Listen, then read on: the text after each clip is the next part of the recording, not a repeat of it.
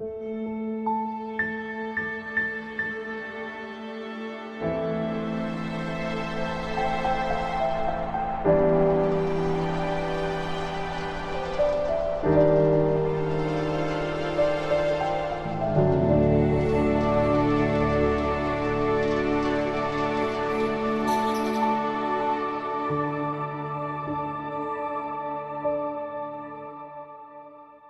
à vous, je suis extrêmement ravi de vous accueillir dans Musique et Psy. Bienvenue pour ce premier épisode qui va être assez dense mais qui, je l'espère, sera très intéressant. Alors déjà, avant même de commencer à rencontrer et à échanger avec les différents acteurs, un point largement introductif me semblait nécessaire. Alors tout d'abord, qu'est-ce que la musicothérapie, ou plutôt les musicothérapies, car vous m'entendrez souvent parler au pluriel des musicothérapies. J'expliquerai plus tard. Avant de répondre à cette question, sachez que les définitions de la musicothérapie pleuvent un peu partout sur Internet, à commencer par celle que je vous invite d'ores et déjà à lire, celle de la définition officielle donnée par la Fédération française des musicothérapeutes et qui est disponible sur le site de la FFM. Vous trouverez un référentiel métier datant de 2016 et revu récemment en 2022. Si vous parcourez Internet, vous trouverez également des vidéos très intéressantes sur le sujet des musicothérapies, comme des art-thérapies un peu plus largement sur YouTube. Je pense notamment aux vidéos de Rémi et d'une chaîne d'art-thérapie, celle de Camille et de sa chaîne Musique et Thérapie, ou encore celle de Jenny Diouf-Lewis. Et je vous invite également à écouter le podcast Art-thérapie de Marie Dubois, qui donne la parole aux praticiens, notamment dans sa série de portraits. Il existe même quelques épisodes d'un podcast qui s'appelle Musicothérapie et compagnie de Julie qui donne des points d'explication très intéressants. J'en profite aussi pour remercier le travail de Lise Henry qui est musicothérapeute et neuromusicothérapeute et qui tient un blog personnel de veille et de documentation dédié à la musicothérapie et auquel je vous invite évidemment à aller voir si vous ne le connaissez pas déjà. Bon, vous l'aurez compris, ici donc je vais essayer de vous proposer une définition qui est davantage complémentaire à ce qui existe déjà. Alors tout d'abord, de combien de professionnels nous parlons ? En 2017, il y avait 7000 musicothérapeutes aux États-Unis et 6000 en Europe. La FFM comptabilisait près de 300 adhérents en 2021, quand l'Association française de musicothérapie, la FM, et la Société française de musicothérapie, la SFM, ne comptent respectivement qu'une trentaine de membres. Toutefois, en nous baladant sur un réseau social professionnel bien connu, nous savons que nous sommes bien plus nombreux.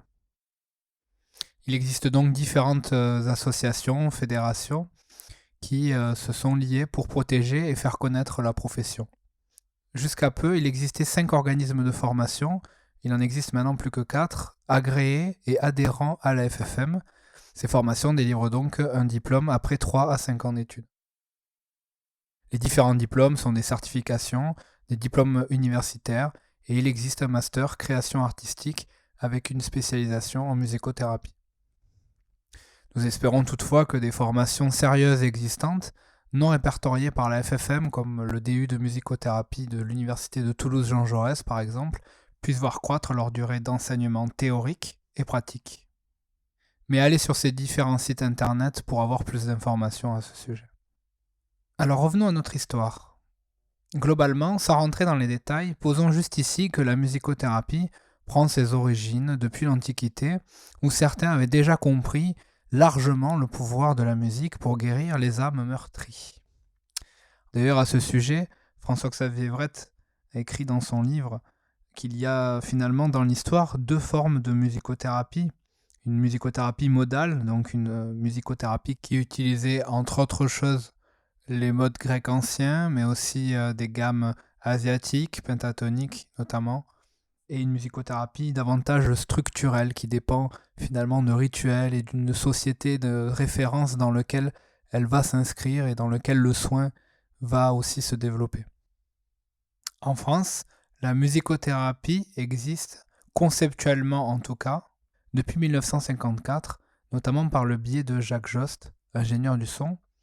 Par la suite, la musicothérapie française s'est modelée par des psychologues d'orientation psychanalytique comme Edith Lecourt ou encore par Jacqueline Verdepaillès, neuropsychiatre et musicienne. Cette musicothérapie a pris depuis les années 82 tournants, un tournant plus analytique et un autre un peu plus fonctionnel ou physiologique qui donnera bien plus tard naissance à la neuromusicothérapie. En parallèle de la musicothérapie française, Rolando Benenson, une autre figure importante de la musicothérapie qui est psychiatre et musicien argentin, a contribué au développement de la musicothérapie, notamment au travers de son concept ISO. Ce concept ISO, pour identité sonore, définit un processus dynamique dans la relation thérapeutique. Il définit une sorte d'égalité dans le but d'ouvrir des canaux de communication entre un thérapeute et un patient. Ce concept ISO, finalement, décrit l'adéquation, l'égalité avec les deux vécus intérieurs, celui du thérapeute et celui du patient. Benenson parle d'ailleurs, je le cite, que le tempo mental du patient doit coïncider avec le tempo sonore musical exécuté par le thérapeute. Il va par la suite décliner son concept d'ISO sous différentes formes, un ISO gestaltique, un ISO complémentaire, un ISO groupal et un ISO universel. D'ailleurs, ce concept d'ISO rappelle celui des moments significatifs que proposait Gros-Trondalen. Mais nous en reparlerons dans un autre épisode. Même si ce modèle ISO est très intéressant, il repose toutefois sur des théories psychanalytiques et sur des observations cliniques également. Il pourrait être donc sujet d'interrogation, en tout cas pour les plus sceptiques d'entre nous. La musique servait et sert toujours finalement de substitution à la parole.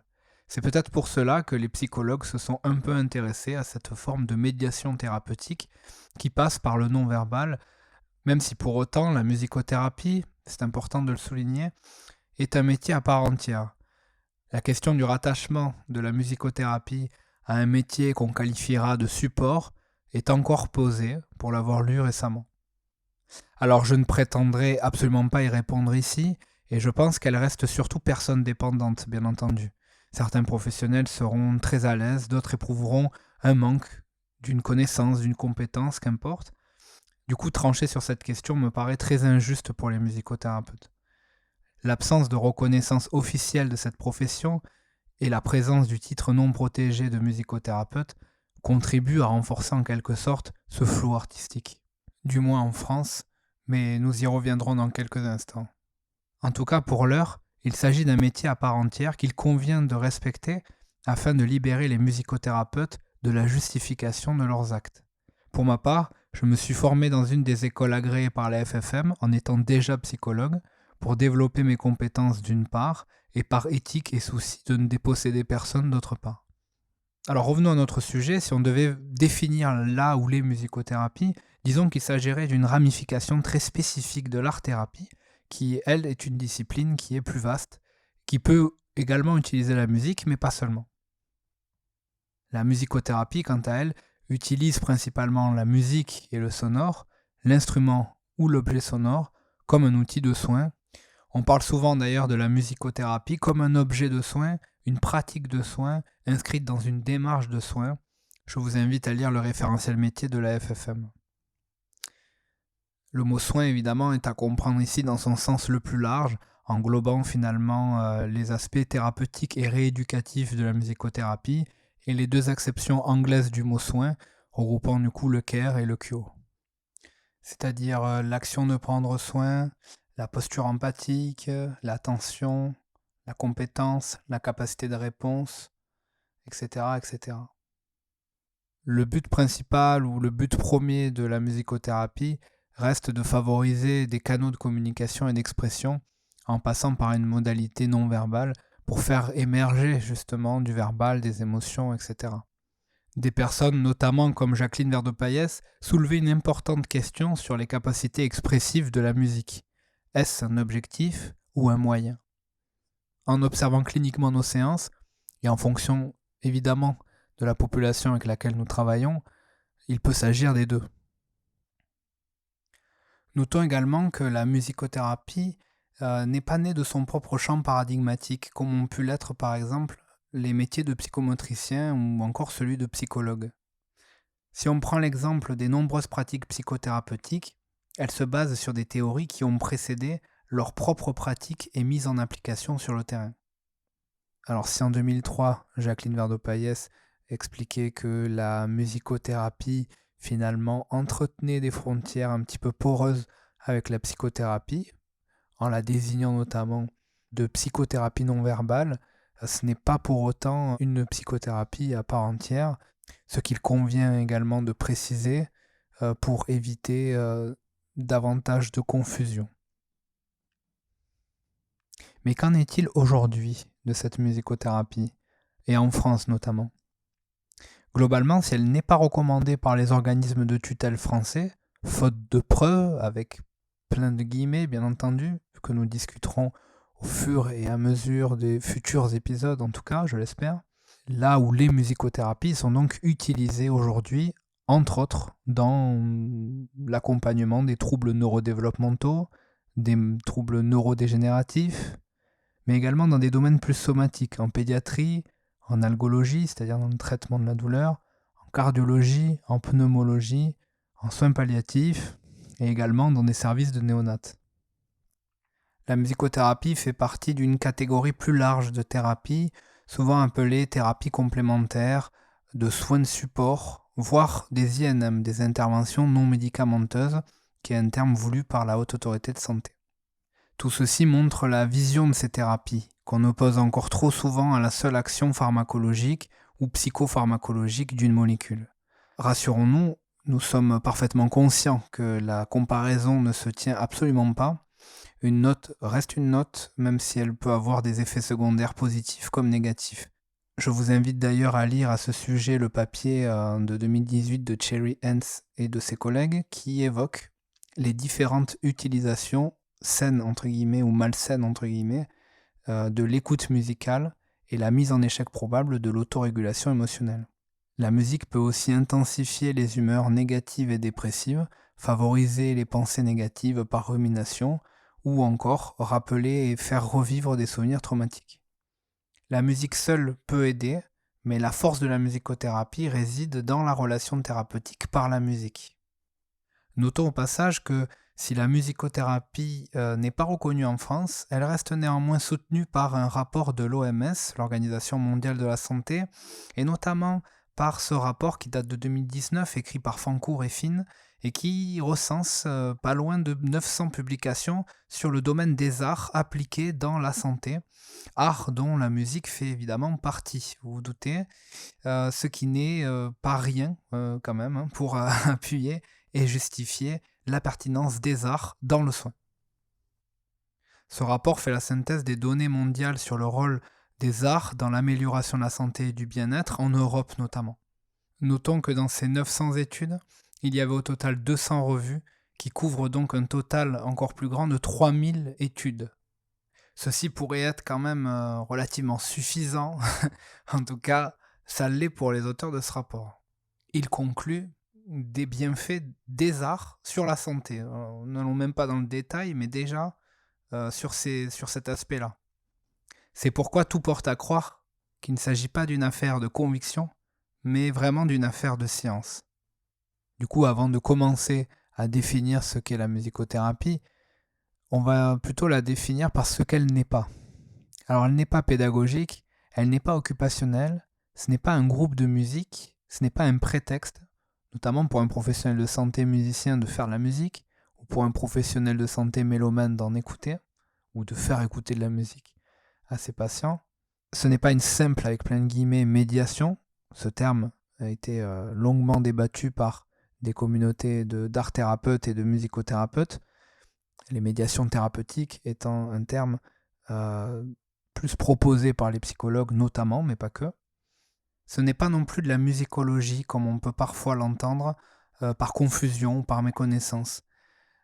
La musicologie fait partie des sciences humaines, elle est une discipline universitaire qui globalement étudie scientifiquement la musique dans toutes ses dimensions, comme la théorie, la technique, l'analyse musicale, l'histoire de la musique ou encore l'ethnomusicologie.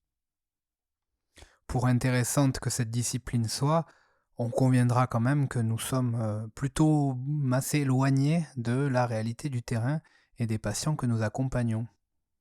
Donc, le musicothérapeute n'est pas musicologue, sauf s'il a fait une formation universitaire supplémentaire pour cela.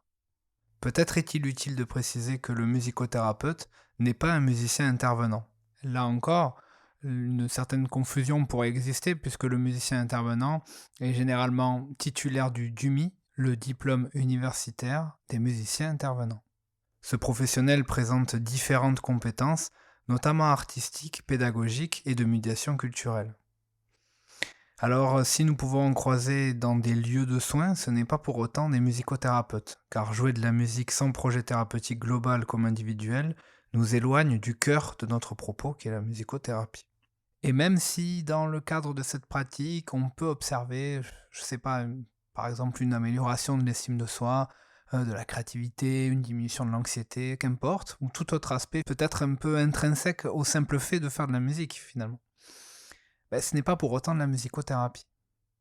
Le professionnel musicien dispose de grandes connaissances techniques et théoriques sur la musique et sur son instrument, ça c'est indéniable. En revanche, il ne dispose pas de connaissances cliniques. Et la force finalement de la musicothérapie, c'est vraiment l'alliance des deux, musique et clinique. Instrumentiste et pédagogue, un musicien intervenant partage ses compétences musicales à visée d'enseignement et à la transmission de la musique dans des contextes auprès de différents publics indépendamment de leur âge. Alors mon propos concernera également les différents professionnels qui font de la médiation culturelle. Le lien entre culture et thérapie, pour intéressant qu'il soit, sera débattu dans un épisode ultérieur.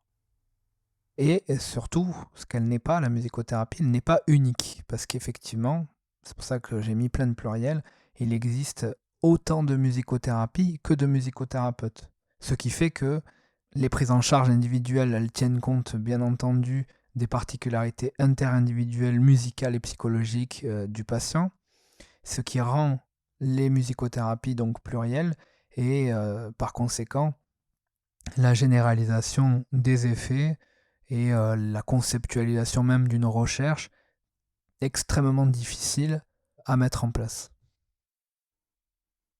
Aussi, avant de rentrer très concrètement dans ce que peut être la musicothérapie, peut-être qu'il conviendrait de parler aussi des conditions d'exercice du musicothérapeute.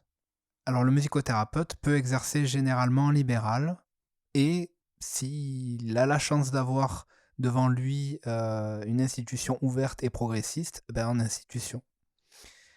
Ouvrons une petite parenthèse, mais la pénurie de musicothérapeutes en institution rend aussi difficile la transmission du savoir clinique pour les étudiants en musicothérapie.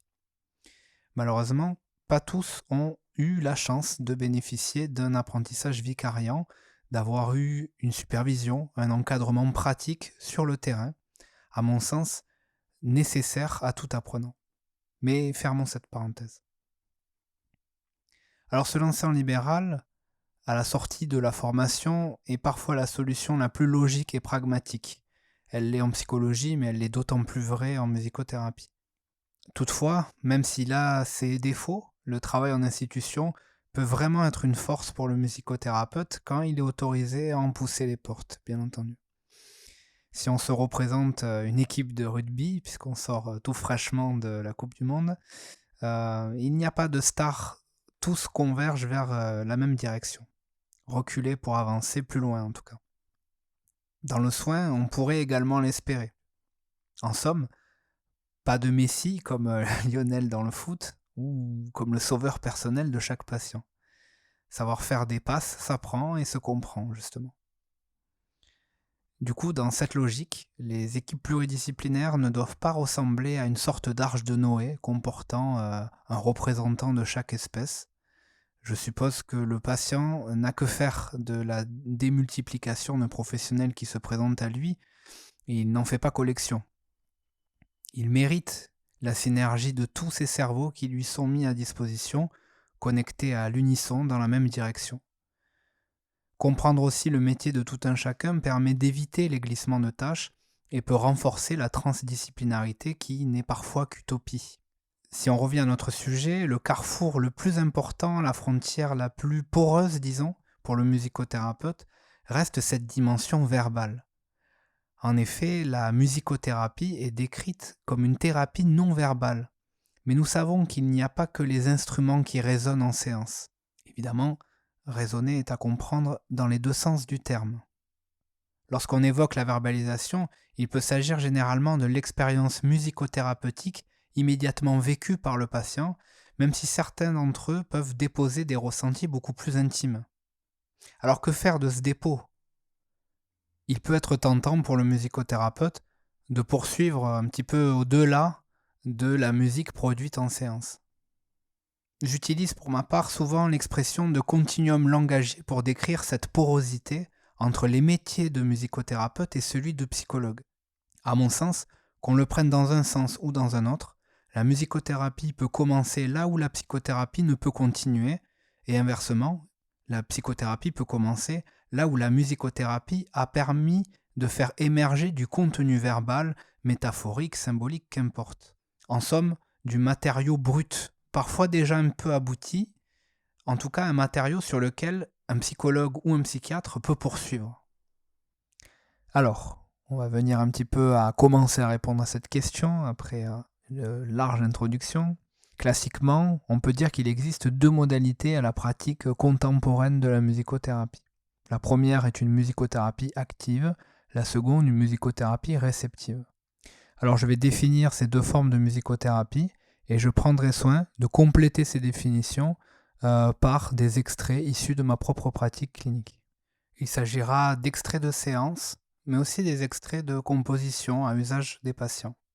Évidemment, je prendrai soin de ne pas commenter davantage ces extraits et je veillerai à les décontextualiser et à taire les utilisations précises des musicothérapies et auprès de quelle population je les ai évidemment utilisées par souci déontologique lié à la confidentialité des patients. Alors la musicothérapie active va utiliser le jeu sonore, la musique instrumentale, dans une relation thérapeute-patient dont chacune des deux parties va pratiquer de la musique simultanément, à tour de rôle, etc., etc. Concrètement, ça pourrait donner ceci.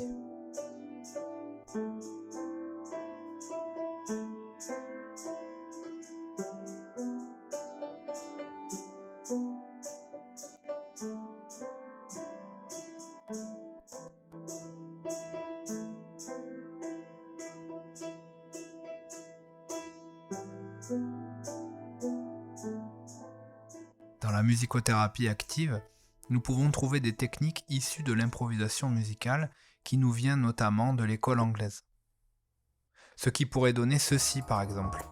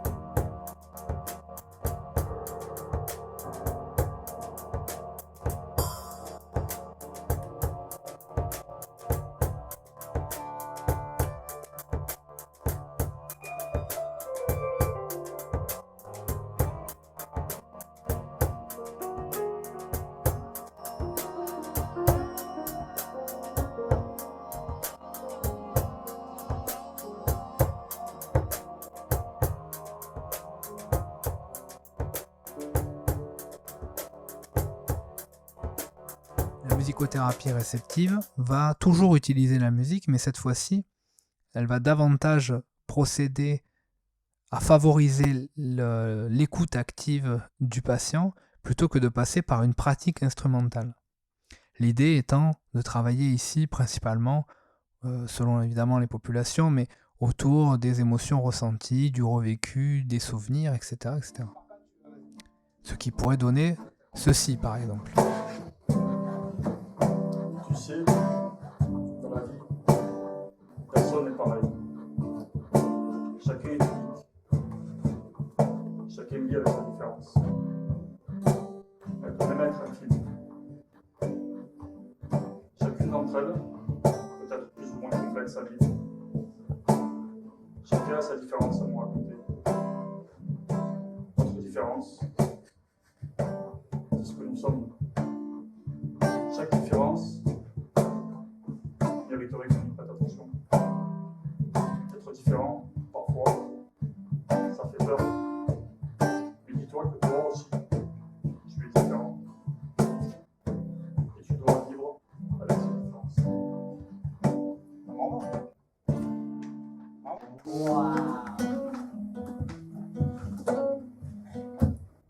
L'amour n'est pas simple. Quand on est jeune, la famille nous porte un amour immense. Les femmes de la famille sont toujours avec moi pour m'apporter des conseils. Plus on vieillit, plus on devient indépendant, mais c'est là que ça devient compliqué. On perd de l'estime de soi. J'ai toujours eu des difficultés avec l'amour. Quand j'étais jeune, j'ai fait quelques rencontres qui étaient difficiles, et puis au cours du temps, j'ai baissé les bras par peur d'être rejeté à l'école. J'avais peur de sortir le soir, faire la fête, pour ne pas me faire remarquer. Et puis, à la fin de la scolarité, pendant mon service civique jusqu'à aujourd'hui, j'ai pris de l'assurance. J'ai appris à mieux m'exprimer, j'ai fait quelques sorties, et plus tard, je souhaite rencontrer quelqu'un qui puisse comprendre mes qualités et mes faiblesses.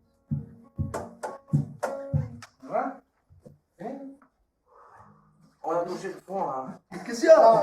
C'est pour ça que j'ai voulu commencer par le point. À cette pratique réceptive est souvent dissociée, mais complémentaire bien entendu, la relaxation psychomusicale ou la détente psychomusicale, qui est une pratique plus spécifique qui peut être jouée en live ou par enregistrement audio interposé. Ici, on va utiliser la musique, mais à des fins d'induction de relaxation, en faisant varier précisément les caractéristiques assez importantes de la musique, comme le tempo, l'intensité sonore, la couleur de la musique, etc. Si cette forme de musicothérapie est utilisée dans le cadre de la réduction de l'anxiété, elle peut également être utilisée pour favoriser l'endormissement ou à l'inverse pour stimuler, en fonction évidemment de la problématique de chaque personne. Alors sans rentrer dans les détails, les différents montages, notamment pour des musiques enregistrées, mais aussi pour le jeu en live, respecteront des séquences précises selon l'objectif visé. Ce qui pourrait donner ceci par exemple.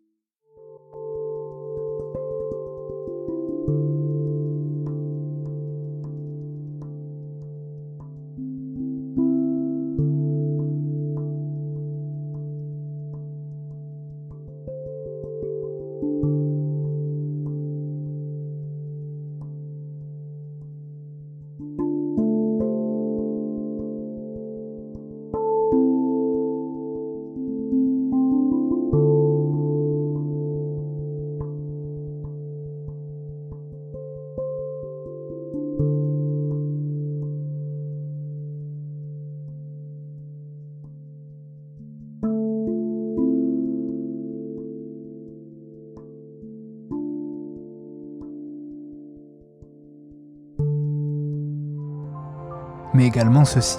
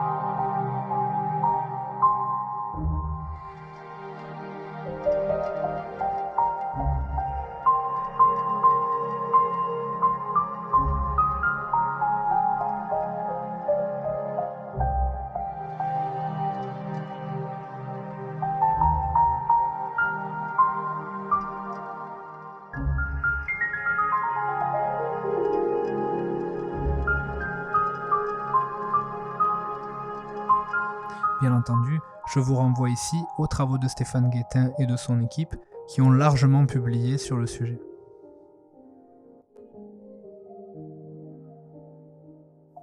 Pour la détente psychomusicale, notons que depuis ces dernières années, sa pertinence a légèrement tendance à être un petit peu affaiblie, notamment par le biais de la démocratisation et de l'accessibilité des musiques de relaxation par les différentes plateformes d'écoute.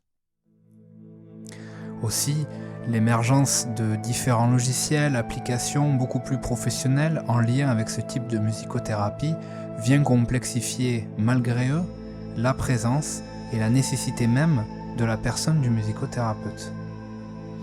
Or, nous pensons, très naïvement en tout cas, qu'il existe une nécessaire plus-value à la présence humaine du musicothérapeute, et pas nécessairement d'un autre soignant d'ailleurs, pendant toute la durée de la relaxation pour des raisons évidemment de contenance, de recueil de verbalisation, mais également de possibles ajustements musicaux notamment. Le jeu live souligne encore plus cette pertinence.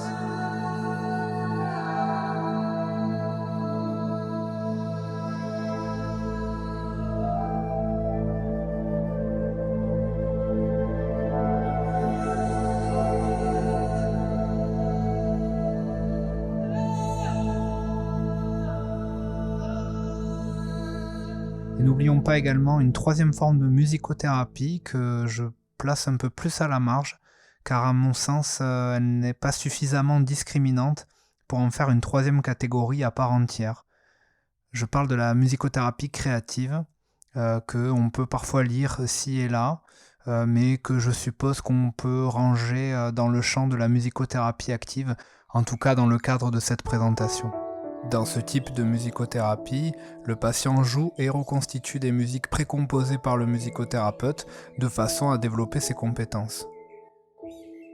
Et en parallèle, sans trop le développer, n'oublions pas la neuromusicothérapie, qui est une pratique spécifique de la musicothérapie, dont l'axe serait davantage rééducatif ou proche de la remédiation cognitive, comme elle est utilisée en neuropsychologie par exemple, ou par les orthophonistes. Tout comme la musicothérapie plus conventionnelle, entre guillemets, la neuromusicothérapie comporte également une forme active et une forme réceptive. Cette pratique est davantage utilisée auprès de patients cérébrolésés, des patients qui ont des troubles neurodéveloppementaux, neurodégénératifs, etc. En France, il existe un module professionnel de formation qui peut être obtenu à l'université Paul Valéry à Montpellier, qui est ouvert aux musicothérapeutes diplômés, mais pas seulement. Il est également ouvert aux neurologues, aux neuropsychologues et aux psychologues. Une nouvelle question qu'on se contentera de déposer uniquement ici, sans forcément y répondre, est que l'ouverture de ce module d'une poignée d'heures à différents professionnels non nécessairement musicothérapeutes donne un accès à un nouveau titre, entre guillemets, non protégé. Ceci pouvant créer une nouvelle fois pour la personne extérieure à ce monde des musicothérapies une certaine confusion. Et entre les musicothérapeutes eux-mêmes, cela peut créer une certaine concurrence. Mais la question reste entière.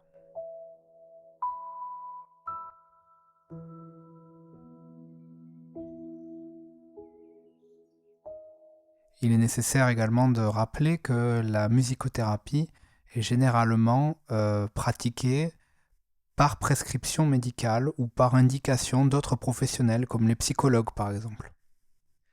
L'indication de ces formes de musicothérapie va évidemment pas être le fruit du hasard. Globalement, elle peut faire suite à la passation d'un bilan psychomusical réalisé par le musicothérapeute. Ce bilan va lui permettre finalement de déterminer les forces et les fragilités des patients qui l'accompagnent. Et donc, suite à ce bilan, il va pouvoir déterminer s'il propose une prise en charge individuelle, une prise en charge groupale ou pas de musicothérapie. Alors le bilan psychomusical, parlons-en, il a été initialement mis au point à la fin des années 70 par Jacqueline Verdeau-Payès, qui a pris soin de bien le définir, notamment dans son ouvrage de 1981 qui s'appelle « Le bilan psychomusical et la personnalité », qui a été réédité plusieurs fois jusqu'en 2004. Cet ouvrage très intéressant et le témoignage un petit peu de l'objectivation de ce bilan et s'appuyant sur son expérience et de nombreux cas cliniques. Alors ce bilan, je ne rentre pas dans les détails, mais globalement, il y a trois étapes, on va dire. Alors la première étape, c'est un entretien psychomusical. C'est une sorte d'anamnèse musicale vraiment du patient, de son environnement sonore, son environnement familial, etc., etc. Mais tout autour, évidemment, de la musique et de la place qu'elle a pu avoir dans sa vie ou en tout cas dans son environnement. Alors la deuxième étape, c'est un bilan réceptif qui va évaluer la réceptivité du patient à la musique. La troisième étape s'intéresse à la possibilité de proposer des séances actives en plaçant le patient en situation de jeu seul, avec le thérapeute, en improvisation, etc. Le thérapeute donc mettra à sa disposition une dizaine d'instruments, toujours les mêmes, selon les caractéristiques décrites par Jacqueline Verdeaux-Payès, qui évidemment ont des propriétés, des caractéristiques musicales et techniques différentes pour voir un petit peu, pour observer un peu comment ce patient va investir aussi tous ces instruments. Alors la trame de ces trois étapes est encore respectée quand elle peut l'être, mais les instruments ont évolué, la manière de le faire a également évolué. Il y aurait à dire sur le bilan psychomusical, notamment qu'il n'est pas adapté pour tout le monde.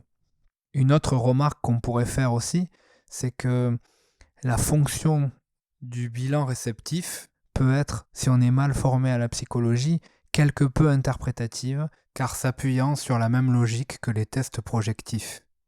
N'oublions pas que la musicothérapie française a été très influencée par des personnes dont le métier premier était psychiatre, neuropsychiatre, psychologue, etc.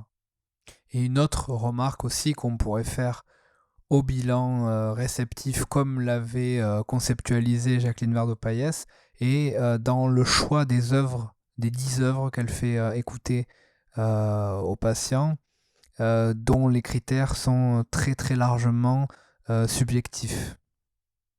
Elle fait état d'une musique descriptive, d'une œuvre pesante et traduisant l'inquiétude, d'une œuvre affective et sentimentale, d'une œuvre intime et chaleureuse favorisant la communication entre les êtres, d'une œuvre insolite, d'une œuvre apaisante, d'un montage utilisant des bruits, d'une seconde œuvre apaisante, d'une musique d'une autre culture et d'une œuvre équilibrée et grandiose.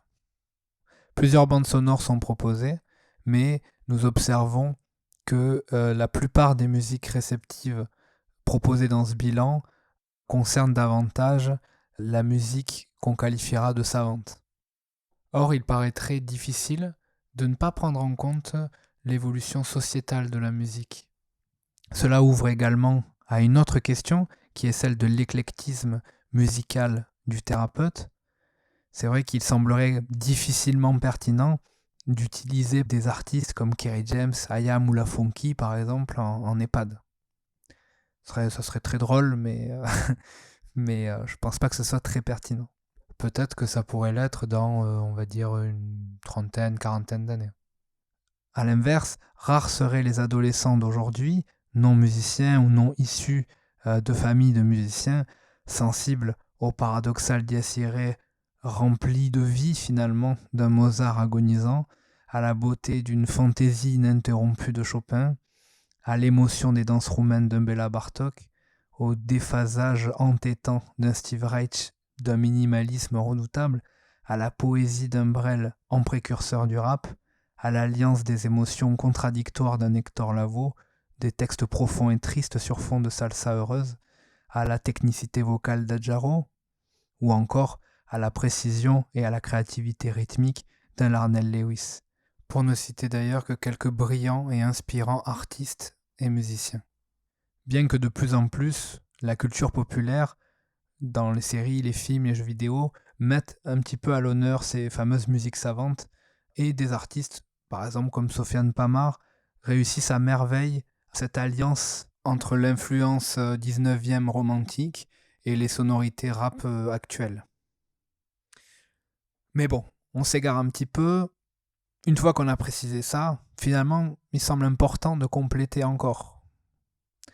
Déjà, il s'agit d'un accompagnement relationnel. En effet, sans musicothérapeute, la musicothérapie paraît plus fade, car elle doit être incarnée par une personne pour donner du sens à cette relation.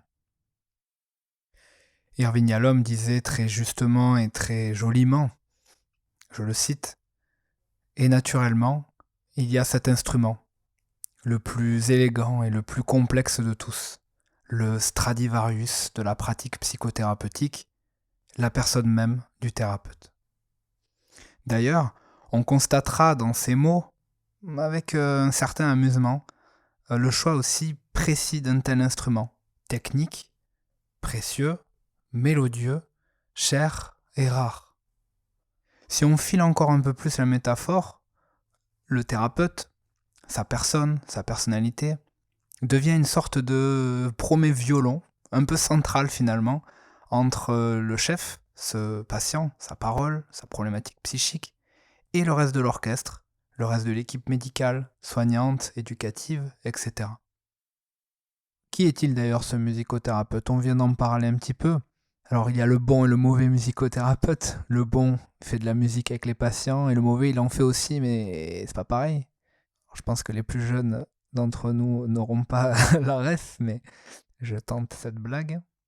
Plus sérieusement, être musicothérapeute nécessite déjà d'avoir suivi une formation généralement universitaire, d'avoir une pratique instrumentale régulière, des connaissances théoriques sur la musique, des connaissances cliniques, et surtout de cette mise en lien de la musique comme un objet de soin, et de mener une nécessaire réflexion continue sur la constitution fine de son instrumentarium.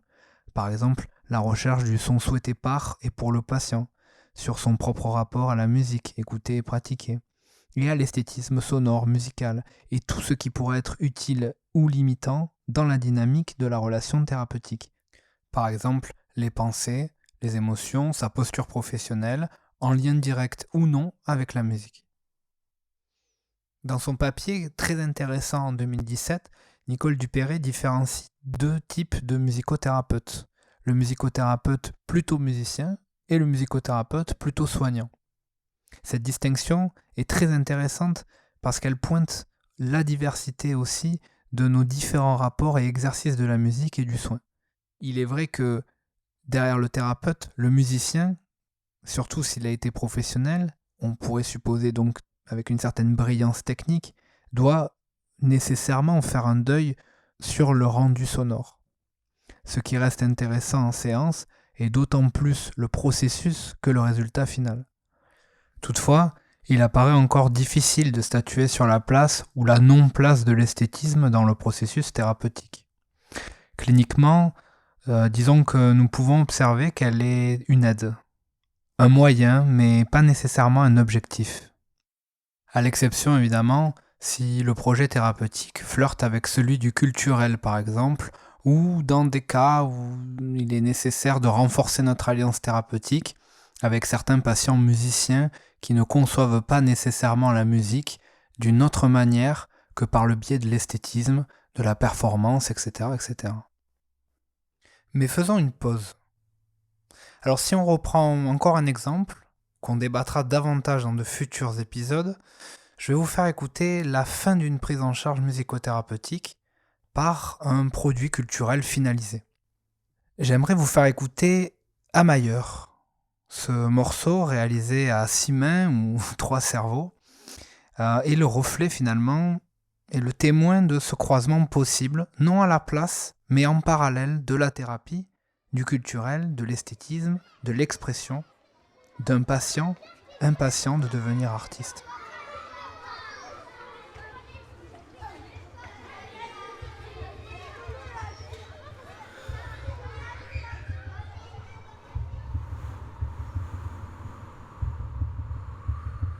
Ce que tu peux entendre sont les dernières lettres de la plume d'un homme. Ce que tu peux voir sont les dernières gouttes d'eau salée ruisselantes sur les paupières d'un môme. J'ai de l'amour pour mes sœurs, mes frères, une partie de moi enfouie sous terre. Je suis les pieds sur terre, tête dans le ciel, une partie de mon père, une partie de ma mère. J'ai vu le temps nous faire grandir, je l'ai vu creuser mes joues derrière mon sourire, des vieux souvenirs. J'ai vu ta peau, le passage du soleil, les yeux cernés par l'absence de sommeil. Par l'absence de sommeil, la vie un court lapsus ferait qu'on se réveille. Certains disent qu'on ne l'a subi qu'une fois, qu'elle peut être heureuse, alors j'y crois. Il y aura moins de temps ici que là-bas. J'en perds à chaque larme sous mes draps. À chaque larme sous mes draps. Pour se sentir vivant, faut être au mauvais endroit. On se dit, demain ça sera pas pareil. Demain, j'aurai plus mal au réveil. Demain, aujourd'hui sera la veille. Demain, j'aurais peut-être réussi à trouver le sommeil. Passant de plus, depuis que le chrono court sur la montre. On se bat face à un avenir, on s'affronte. Ça sera jamais comme dans un conte. Et à ces fois où j'arrive pas à écrire, cherche en vain des mots pour me définir. Ces fois où la seule solution c'est de fuir. Mais rien, parfois c'est de pire en pire. On alterne, parfois joie, sourire, l'envie de rien puis le néant. Un regard, des visions, de la peur, parfois fréquemment. Je me noie dans les yeux de ma petite sœur, c'est mon médicament. Pourquoi on est dans le passé, dans le futur, jamais dans le présent? À présent, un nouveau jour se lève à l'horizon. Réveillé par le soleil, par la fente, un rayon. Un signe, la tendresse de ma mère. Quand même, dans ma tête, ça gamberge. Deuxième réveil, avec une capuche, je suis dans l'interlude. J'ai peur que perdure la solitude. Pourtant, j'ai l'impression qu'on est plein dans ma bulle. Je suis pas seul à faire tout le temps des calculs. J'articule, je retrouve le chemin quand j'écris. J'essaie de trouver des points communs, des choses qui nous relient. Quand je vois que mes rimes, mes vers n'ont plus de forme, j'essaie de me dire que rien ne se perd, que tout se transforme. Est-ce que si je me sens mal, c'est que je suis pas dans les normes? Est-ce que grandir veut dire être un homme?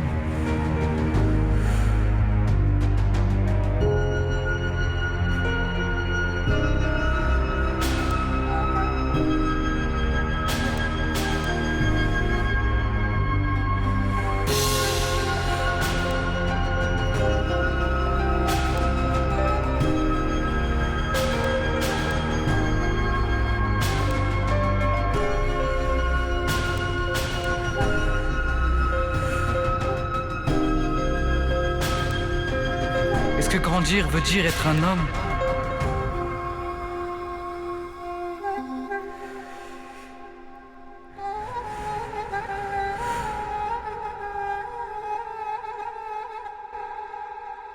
Alors merci à Cisco pour ce beau travail.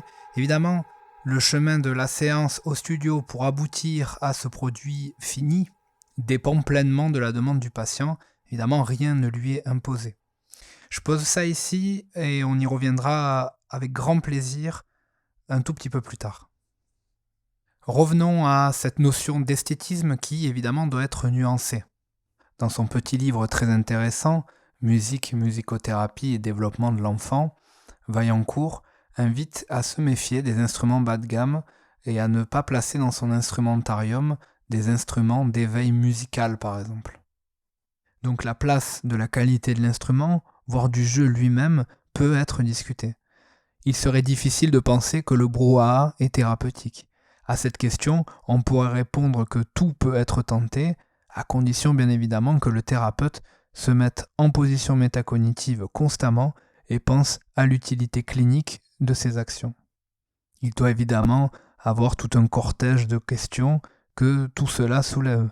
Quels sont les axes thérapeutiques que je dois explorer avec cette personne? Pourquoi j'utilise tel ou tel instrument? Pourquoi je choisis d'y jouer de telle ou telle manière? Etc. etc. Alors même si nous l'espérons pas, mais parfois les choix par défaut peuvent venir en fonction évidemment de la qualité de l'instrumentarium, donc qui peut être musicothérapeute dépendant et ou institution dépendant. Évidemment, même si nous sommes cliniciens, en tant que musiciens, il nous arrive de prendre du plaisir à jouer telle ou telle pièce improvisée.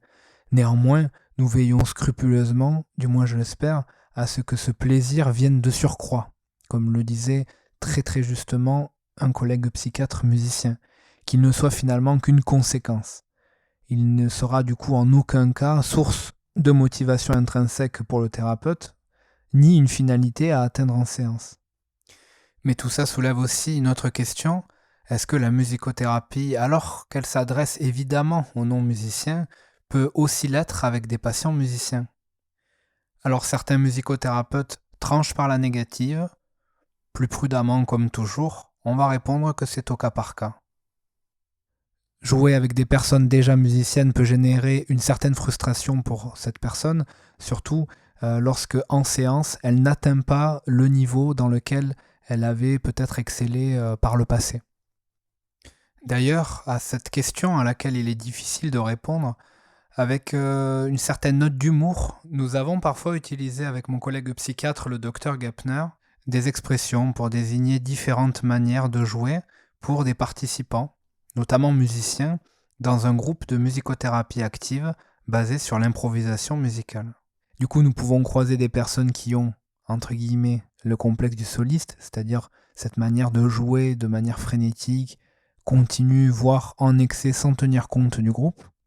Certaines personnes auraient également, entre guillemets, le complexe du compositeur, c'est-à-dire vouloir jouer principalement ses compositions sans que d'autres musiciens puissent apporter de modifications structurelles à cette composition.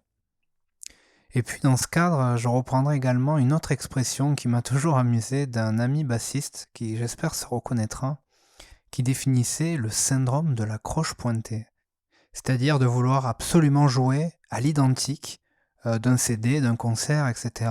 Et donc sans mettre sa petite touche ou sa personnalité dans ce qu'on est en train de jouer. Ce qui provoque évidemment une certaine frustration quand soi-même ou les autres ne jouent pas exactement comme l'artiste de référence.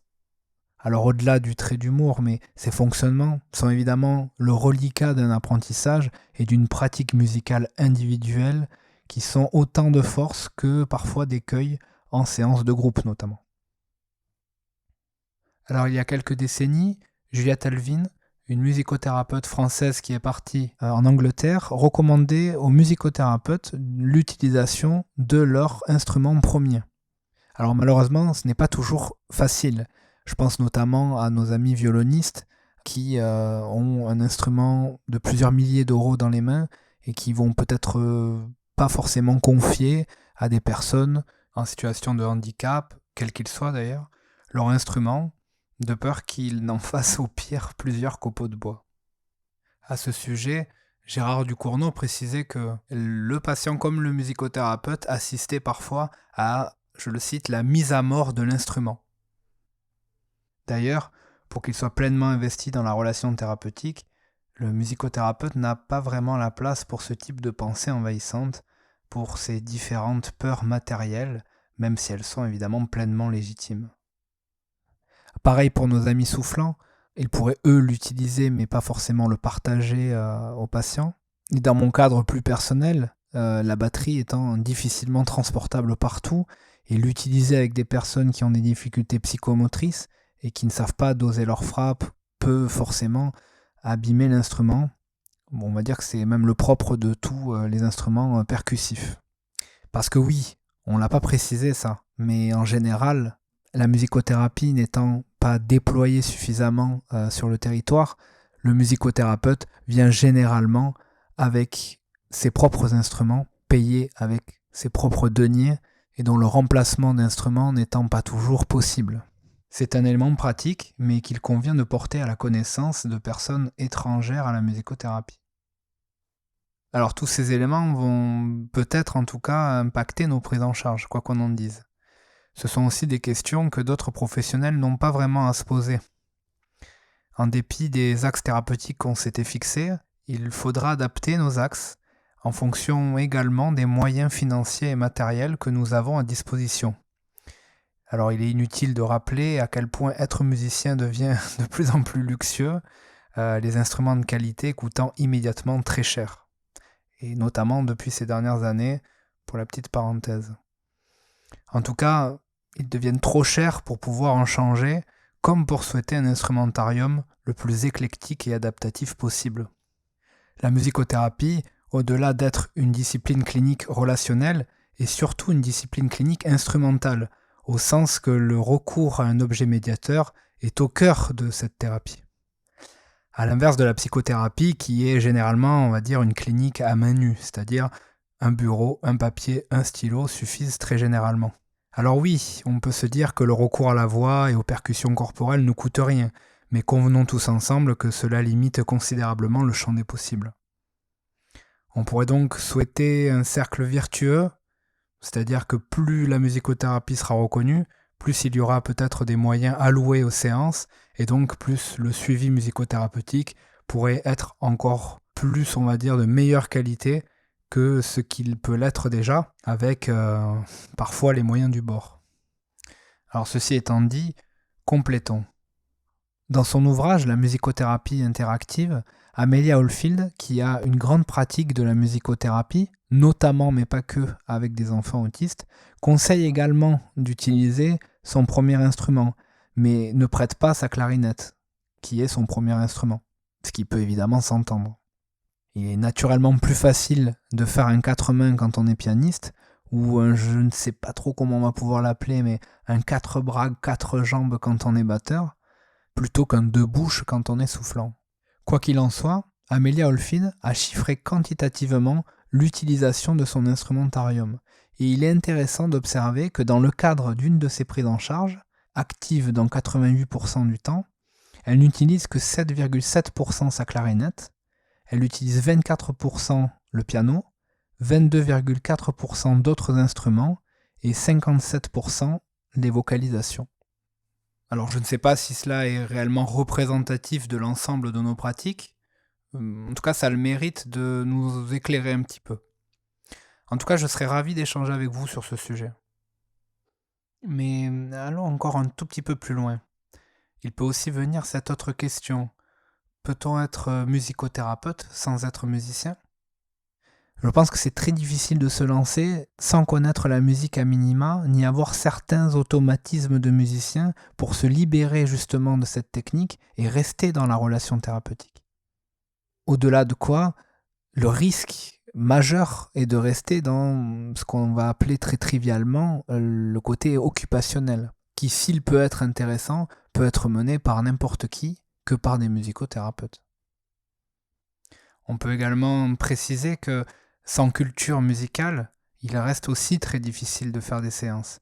Dans sa présentation du bilan psychomusical, au-delà du questionnement que je soulevais tout à l'heure sur la prédominance de la musique savante, ce livre, mais également les différents ouvrages et globalement en fait tous les travaux et les articles de Verdopayès restent aussi le témoin de son incroyable culture musicale et artistique.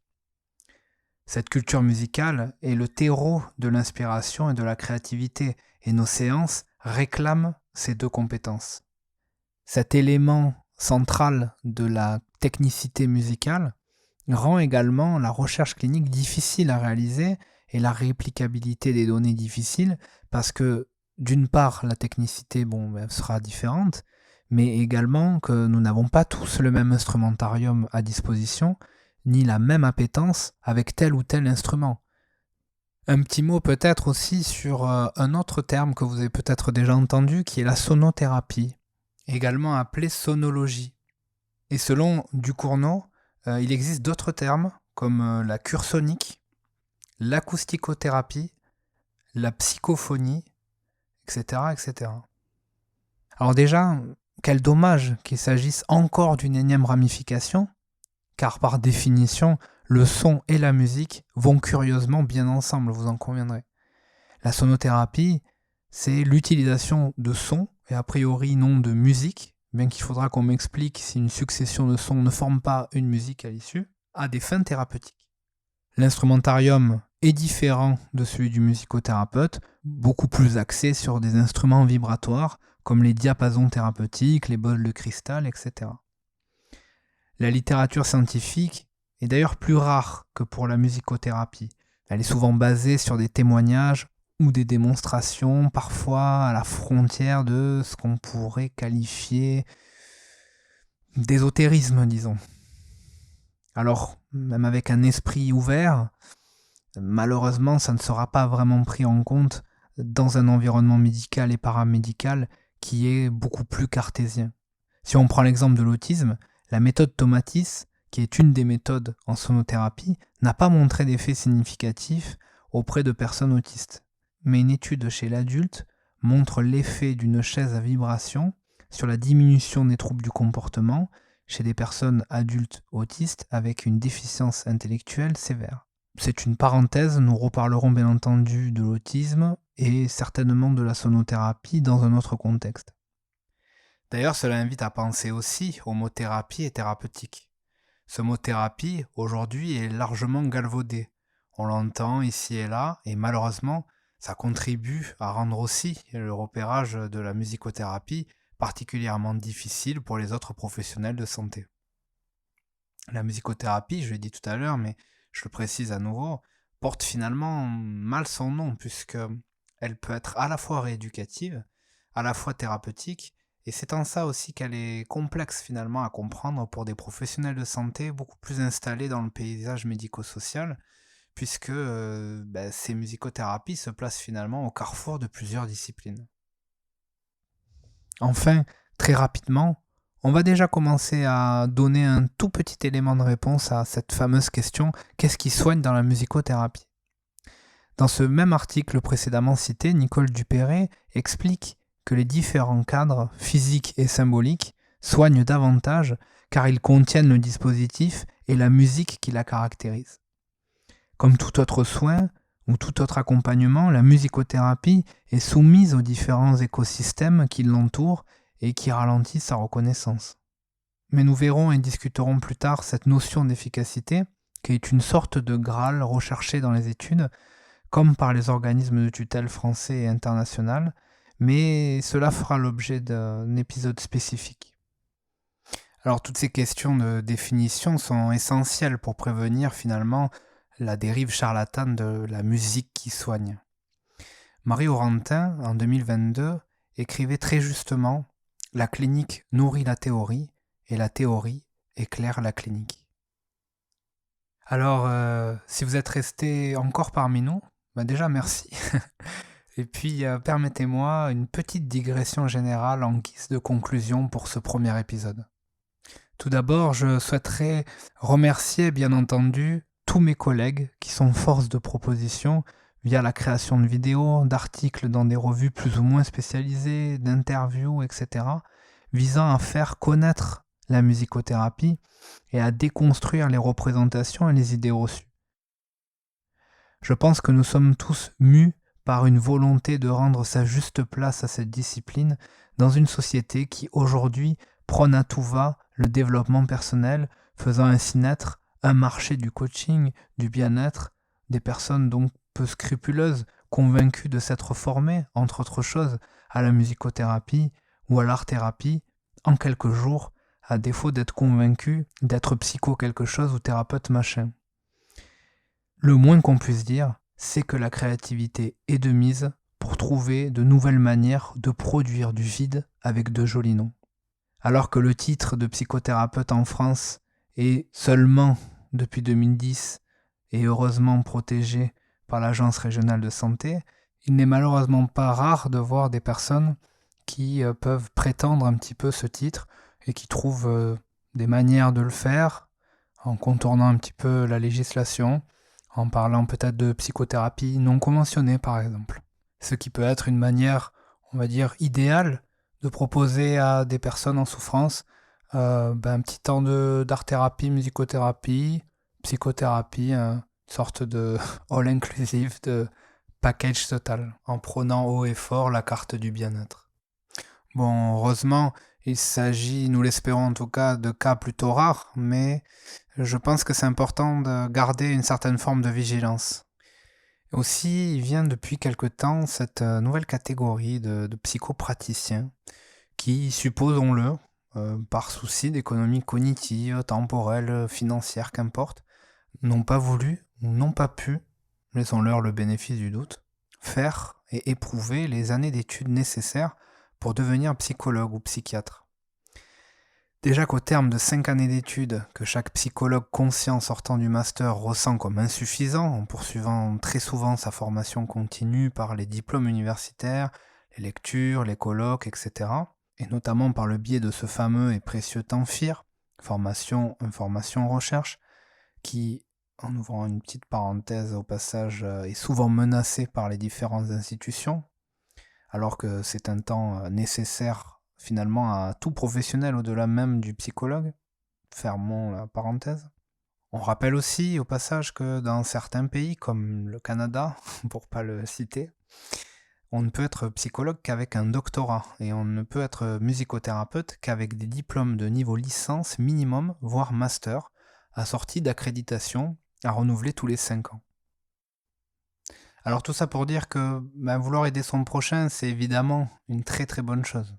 Être suffisamment formé pour le faire est à mon sens une chose encore beaucoup plus grande et plus belle. Encore faut-il avoir bien conscientisé ces différentes problématiques personnelles, éviter sa réparation personnelle à travers l'autre et veiller à mettre en isolement ce messie intérieur qui veut absolument tout sauver et tout solutionner. Alors je suppose que vous me pardonnerez ce ton légèrement moralisateur, et je précise aussi pour tout le monde que je ne suis évidemment pas à l'abri de faire des erreurs, bien entendu. Toutefois, vous conviendrez avec moi que la santé mentale est un bien beaucoup trop précieux pour la remettre dans les mains de n'importe qui. Disons qu'il est nécessaire de veiller et de lutter contre les dérives sectaires et le charlatanisme, notamment de ces psychomachins ou de ces trucothérapeutes. Il reste difficile de s'y retrouver pour le kidam moyen, surtout quand il est en souffrance psychique et qui ne souhaite finalement qu'être accompagné. C'est pourquoi, nous l'avons vu aujourd'hui, je l'espère, et nous le verrons par la suite, que la musicothérapie ne doit pas être considérée comme ces types de pratiques-là. Laissons la Mivilude agir, elle a déjà fort à faire, avant évidemment de l'embêter avec les musicothérapeutes. Alors parvenir à la reconnaissance de la musicothérapie permettrait également d'affaiblir ces pseudo-formations de quelques jours et la mise en place et en poste de leurs clients qui évidemment n'ont absolument rien d'estudiantin et qui au terme de ces quelques jours, voire de ces quelques semaines éreintantes de formation, auront peut-être l'air de thérapeute, peut-être juste l'air, mais ils n'auront rien de lui. Il semble aussi peut-être nécessaire de préciser que depuis plus de 10 ans, la Société savante de la NPIS multiplie les démarches pour permettre une homogénéisation et une structuration de la recherche clinique dans le domaine plus large des INM, des interventions non médicamenteuses, dont évidemment la psychothérapie et la musicothérapie font partie. Ces démarches menées par l'équipe de Grégory Nino, qui ont été d'ailleurs menées jusqu'au Sénat très récemment, pourraient peut-être accélérer la prise en compte et la reconnaissance scientifique et financière, alors des INM de manière générale, et dans ce qui nous concerne et ce qui nous préoccupe, de la musicothérapie. Enfin bref, nous y reviendrons probablement. En tout cas, l'espoir de la reconnaissance beaucoup plus officielle de ces interventions est au moins aujourd'hui possible. Du coup, j'aimerais bien laisser le mot de la fin à mon maître actuel en pensée, en tout cas, qui m'a soufflé il y a peu qu'il n'y a pas de patients difficiles. Il y a seulement des patients que nous ne savons pas encore accompagner. Alors je vous propose qu'on se laisse avec tout cela en tête, on laisse un petit peu infuser, puis on reprendra évidemment le cours de notre réflexion là où on l'a laissé.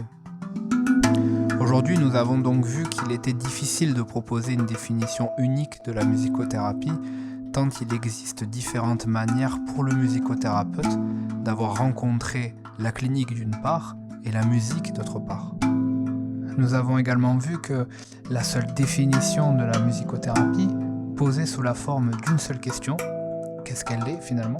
Une question qu'on aurait pu penser comme évidemment simple et facile à répondre, elle soulève encore d'autres questions si on veut s'essayer à une tentative de définition, espérons-la à minima complète. Alors je mettrai bien évidemment en description du podcast l'ensemble des références bibliographiques qui m'ont aidé à préparer l'épisode d'aujourd'hui. Enfin, un immense merci à l'ami Cisco et au collectif Prodige pour l'aide au montage, mixage et à la diffusion de ce podcast. Merci infiniment d'être resté jusqu'au bout. On se retrouve dans un prochain épisode qui sera le témoin d'une riche discussion. En attendant, n'oublions pas que de la magie à la science, il n'y a qu'un pas.